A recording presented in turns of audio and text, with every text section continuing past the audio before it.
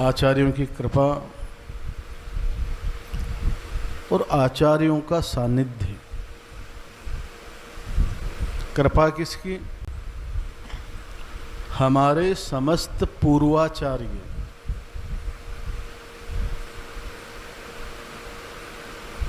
आचार्य लोग शरीर से भले ही इस जगत से चले जाएं, प्रस्थान कर जाए,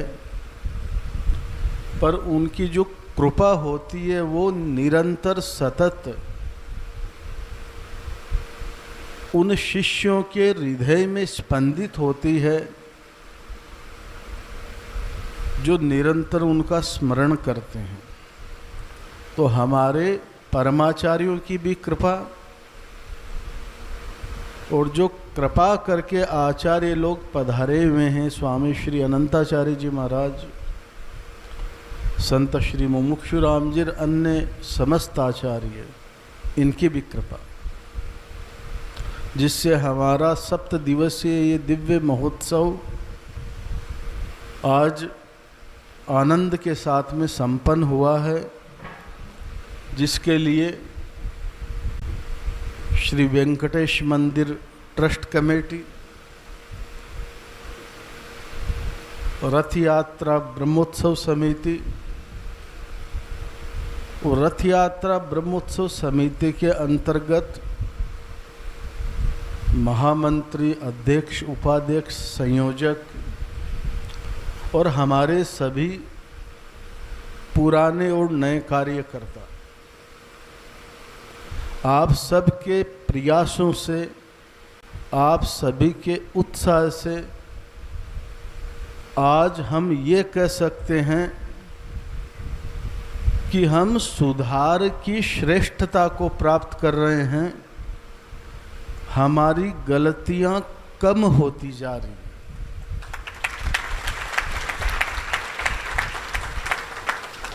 प्रायः समापन की जो वाणी हुआ करती थी वो 7 दिन के अंदर का भरा हुआ कठोर अनुभव आता था बाहर, पर पिछले 2-3 वर्षों से ऐसा नहीं है। और इस वर्ष के उत्सव का अगर हम अनुसंधान करें तो हम उस सुधार के स्तर पे पहुंच गए हैं और आने वाले 1-2 वर्षों में उस जगह पहुंच जाएंगे जहां हमें खोजना पड़ेगा कि अब क्या गलती हम करें। ये सब आप लोगों की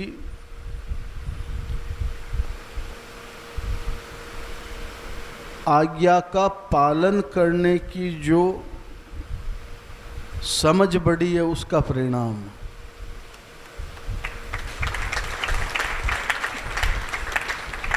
कभी कभी अनुशासन लाने के लिए कठोरता की आवश्यकता होती है। बच्चा अस्वस्थ है, माँ कड़वी दवा दे रहा है तो वो रुदन करता है, पर उसके स्वास्थ्य के लिए उस औषधि की नितांत आवश्यकता है। तो इस सुधार के लिए उस कठोर अनुशासन की भी आवश्यकता थी। प्रतिवर्ष उसको पूर्णतया नज़रअंदाज किया जाता था, पर इस बार अधिक पालन किया गया। इसलिए हमारे यहाँ सबको ऐसा प्रतीत हो रहा है कि इस बार ब्रह्मोत्सव बड़ी शांति से पूरा हुआ।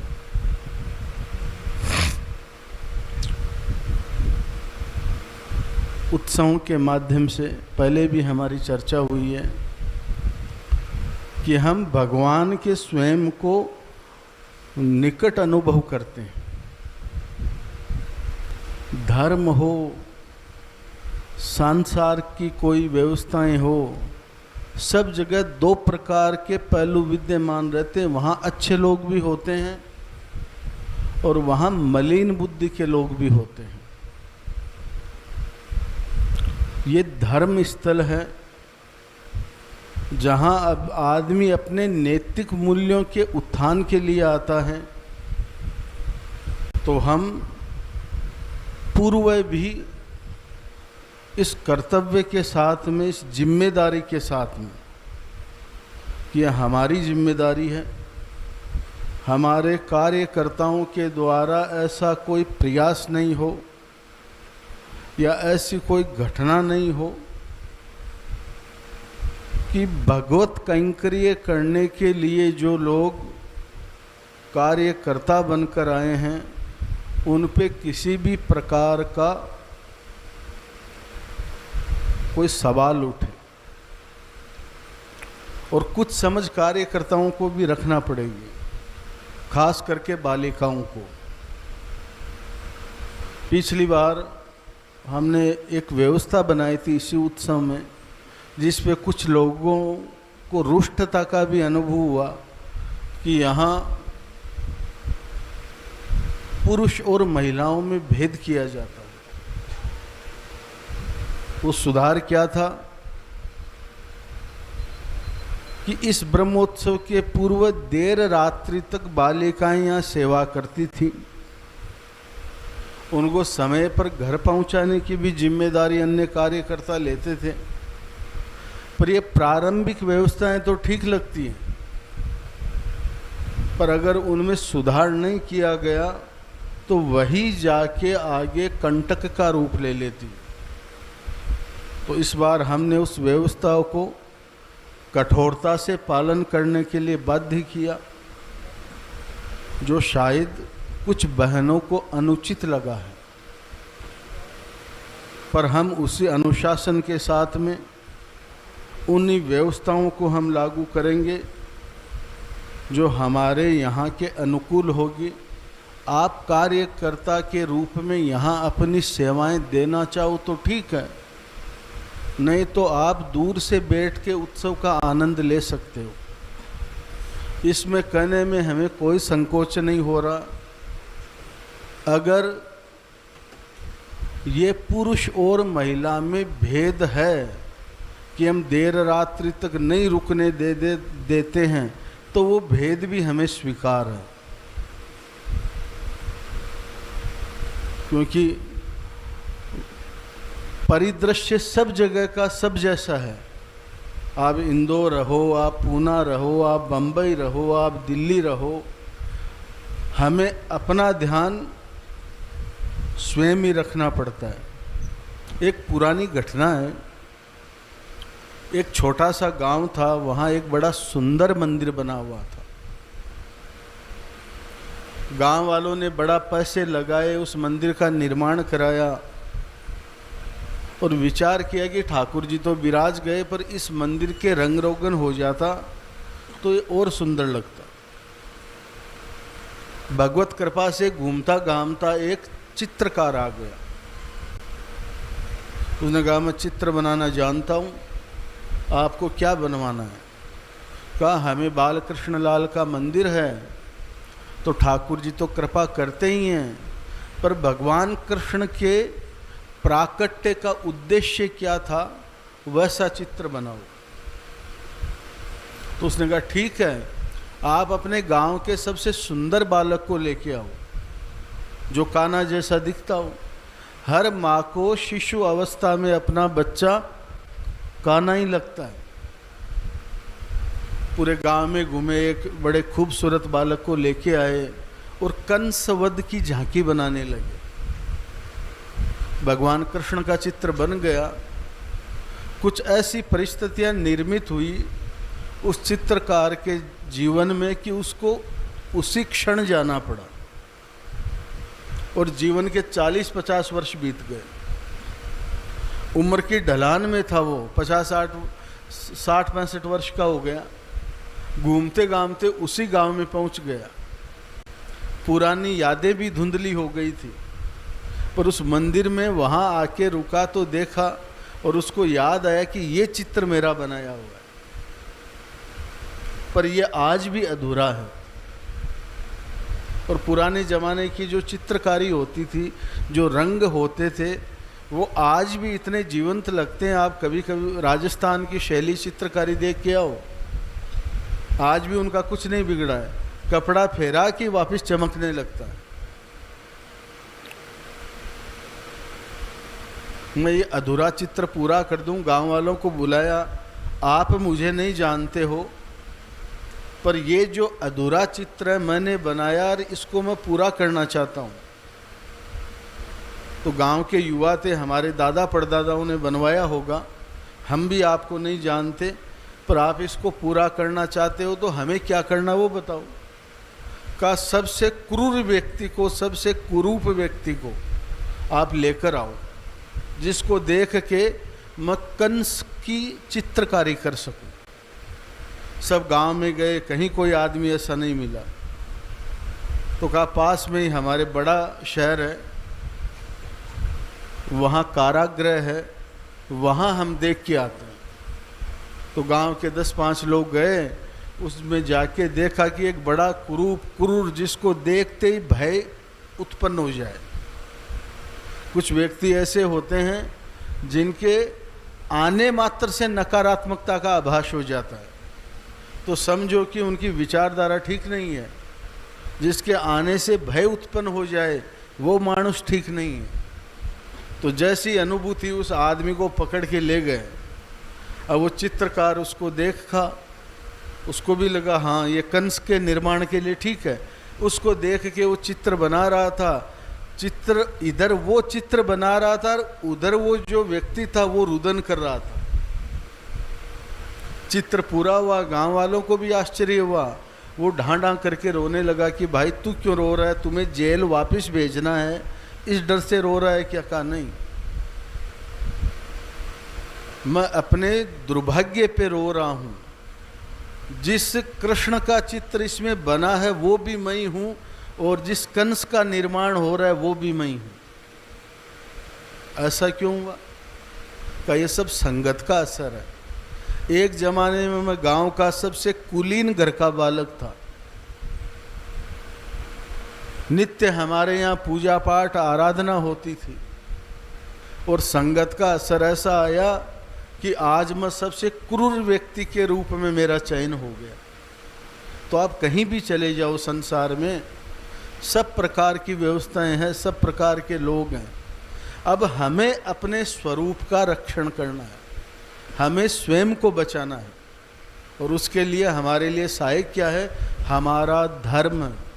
धर्मो रक्षति रक्षित है। धर्म के अनुकूल हम जीवन जिएंगे तो हमारा ज्ञान बढ़ेगा, हमारे स्वरूप का रक्षण होगा, हम अपनी परंपराओं का पालन करते हुए जीवन जिएंगे, हम अपनी कुल मर्यादाओं का भी रक्षण करेंगे। इसलिए जीवन में धर्म आवश्यक है। और इस महोत्सव के द्वारा भगवान को हमारे कैंकर्य की आवश्यकता नहीं है। बड़े बड़े आश्रमों में तो अगर लोगों को ही बुलाना है तो एक भंडारा करते हैं ना, लाखों लोग आ जाते हैं। किसी नाचने गाने वाली को बुलाया जाता है और हजारों लाखों लोग आ जाते हैं। ये महोत्सव क्यों किए जाते हैं? ये हमारी सनातन की जड़ें हैं, ये मूल परंपराएं हैं, इनमें आडंबर नहीं है। पिछले 100 साल से जो उत्सव की व्यवस्थाएं वैसी आज हो रही है। प्रातःकाल वैसे तिरुमंजन होता है, शाम को ठाकुर जी की सवारी निकल रही है, एक दिन बाहर पधारती है, भगवान के नए नए श्रृंगार होते हैं। कुछ बदला? ऐसा कुछ भी नहीं बदला। पर इस आधुनिक युग में भी अपने धर्म के प्रति आपकी जिज्ञासा बढ़ी, और वो जिज्ञासा शांत हो, आप मंदिर तक पहुँचो, आपके ज्ञान की वृद्धि हो, आप अपने धर्म के मर्म को समझें, वो आपके हम थोड़ी सी अनुकूलता भी कर दें धर्मानुकूल व्यवस्थाओं में, जिनके कारण आप आज सको। इतना परिवर्तन हमने किया, ज़्यादा नहीं किया। पहले क्या होता था? दूर रहो, दूर, सवारी के हाथ नहीं लगाना, ये नहीं करना, वो नहीं करना। हम अपनी मर्यादाओं का भी रक्षण कर रहे हैं, और आप लोगों को भी भगवान की सेवा करने का मौका दे रहे हैं। आप मंदिर के भीतर जाके ठाकुर जी की सेवा नहीं कर सकते। इसलिए क्या व्यवस्थाएं लागू की? समस्त कार्यकर्ता माता बहनें मिलके ठाकुर जी के बाहर जो प्रांगण है वहाँ नित्य श्रृंगार करें। ये इसलिए व्यवस्थाएं की गई कि आप लोगों का भी ऐसा जुड़ाव हो कि नहीं, हमने भी सेवा की है। ने इतनी लंबी चौड़ी व्यवस्थाओं को फैलाने की कोई आवश्यकता नहीं है। ब्रह्मोत्सव की जो मूल जड़ है, मूल व्यवस्थाएं, वो तो यूं ही हमें करना पड़ती।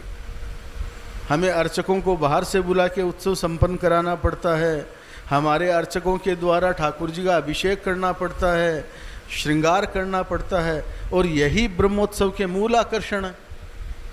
फिर इतना फैलावा क्यों करें?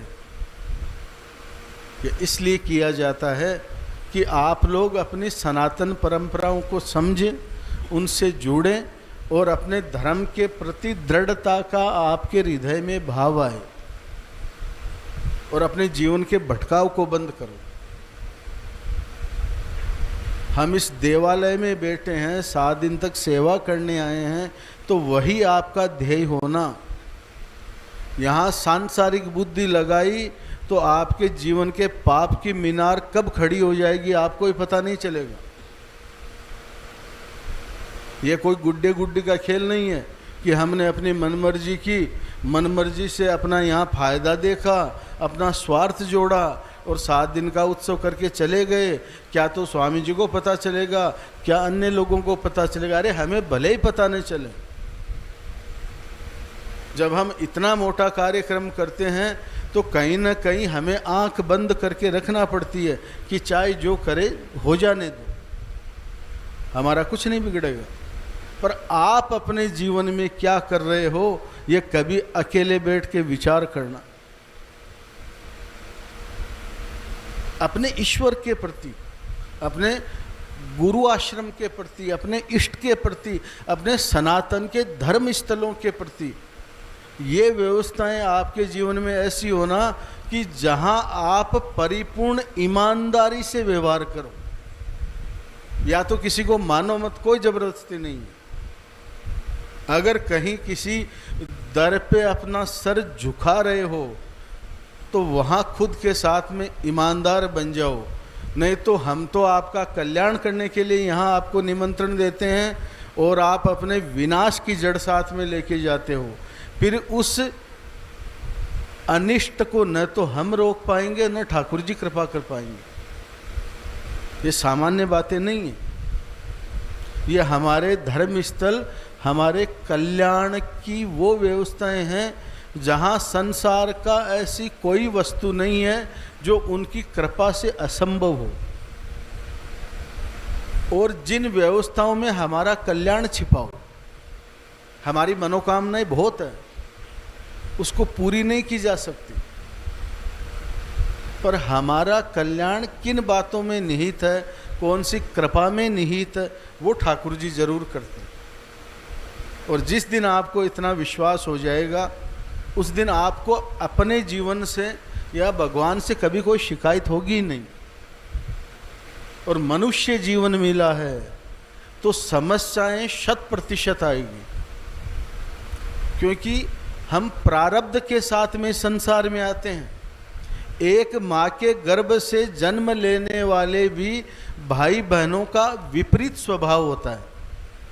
एक शांत होता है, एक बड़ा अच्छा होता है, एक असत्य भाषण करता है, एक क्रोध करता है, एक माता पिता का भी अपमान करता है, एक माता पिता का सम्मान करता है। इतना भेद क्यों? वही माता है, वही पिता है, एक ही गर्भ से जन्म लिया है। इसका मूल कारण ये है, हम सब प्रारब्ध के हाथों में है हमारा जीवन। तो प्रारब्ध को प्रतिक्षण स्वीकार करते हुए कर्महीन नहीं होना, कर्म अवश्य करो। और कर्महीन मनुष्य को तो परमात्मा भी स्वीकार नहीं करते। ऐसा हमारा ही विलक्षण धर्म है। ठाकुर जी की कृपा बनी रहे। अपने सनातन को हृदय से जिस दिन स्वीकार कर लोगे, उस दिन ठाकुर जी की कृपा की अनुभूति भी होने लग जाएगी। आप लोगों ने बहुत परिश्रम किया, अब 2 दिन आप विश्राम करो। 2 दिन के बाद हम पुनः कार्यकर्ताओं से मिलेंगे। ठाकुर जी की जो प्रसादी बची हुई रहेगी आप लोगों तक पहुँचेगी। जय श्रीमन नारायण।